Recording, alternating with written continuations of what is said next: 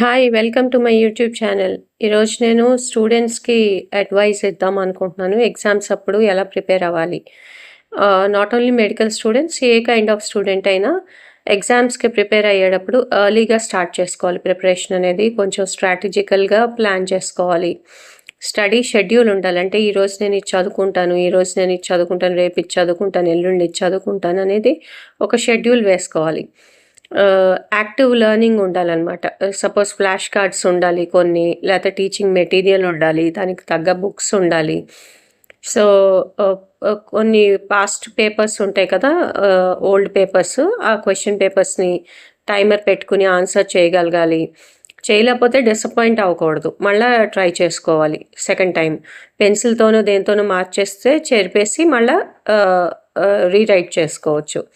So, ఏయైతే wrong వచ్చినాయో ఒక్కోసారి వాటి మీద రిపీటెడ్‌గా చదవడం వల్ల కూడా, అయ్యో! ఇవి మనం ఆన్సర్ చేయలేకపోయాము పాస్ట్ పేపర్స్‌లోవి అనేది మనకి ఉండదనమాట చదువుకుంటే. రెగ్యులర్ స్మార్ట్ బ్రేక్స్, కొన్ని బ్రేక్స్ తీసుకోవాలి మధ్య మధ్యలో చదివేటప్పుడు. ఎక్సర్సైజ్ చేసుకుంటూ ఉండాలి. స్ట్రెస్‌ని మేనేజ్ చేసుకుంటూ ఉండాలి. చదువుతో పాటు స్ట్రెస్ కూడా వస్తది.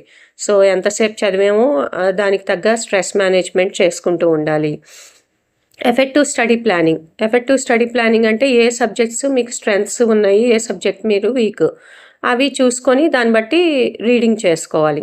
యాక్టివ్ లెర్నింగ్ టెక్నిక్స్, చిన్న చిన్న ఫ్లాష్ కార్డ్స్ తయారు చేసుకోవాలి, చిన్న చిన్న నోట్బుక్స్ తయారు చేసుకోవాలి. ఈ టాపిక్స్ నేను డిఫికల్ట్‌గా అనిపిస్తుందని అవి రాసుకొని ఉంచుకోవాలి. ఆ కాన్సెప్ట్స్ మీరు సపరేట్‌గా చదువుకోవాలి.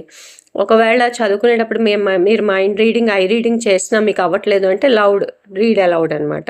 ఎవరన్నా ఇంట్లో వాళ్ళకి అప్పచెప్పి, లేకపోతే ఇంకా గట్టిగా చదువుకోవడం వల్ల కొంచెం అండర్‌స్టాండింగ్ పెరుగుతుంది. కానీ దానికి చాలా ఎనర్జీ కావాలి. దానికి బ్యాలెన్స్డ్ మీల్స్ కూడా తీసుకోవాలి. Exam simulation and practice.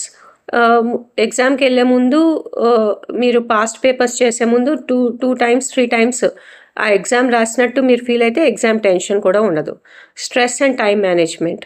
25 minutes study చేసుకొని 5 మినిట్స్ బ్రేక్ తీసుకోవాలి. ఎవ్రీ 30 మినిట్స్‌లో 25 minutes study, 5 minutes break. And physical యాక్టివిటీస్‌లో పార్టిసిపేట్ చేస్తే ఏదైనా ఫుట్‌బాల్ ఆడడం, లేకపోతే షటిల్ ఆడడం స్ట్రెస్ మేనేజ్ అవుతది. స్లీప్ సరిగ్గా ఉండేటట్టు చూసుకోవాలి. స్టూడెంట్స్ ఎప్పుడు కూడా 6-7 అవర్స్ స్లీప్ ఉండేటట్టు చూసుకోవాలి. యాడిక్వేట్ హైడ్రేషన్, న్యూట్రిషన్ ఉండేటట్టు చూసుకోవాలి. లెర్నింగ్ ఎన్విరాన్మెంట్, కంఫర్టబుల్‌గా ఉన్న ప్లేస్‌లో, ఇంట్లో ఎక్కడైతే కంఫర్టబుల్‌గా ఉందో, లేదా లైబ్రరీలో కంఫర్టబుల్‌గా ఉందా, ఎక్కడైతే క్వైట్‌గా ఉందో అక్కడ కూర్చొని చదువుకోవాలి. అండ్ ఒకవేళ అవసరమైతే టీచర్స్ హెల్ప్ కూడా తీసుకోవాలి. Thank you. Please subscribe.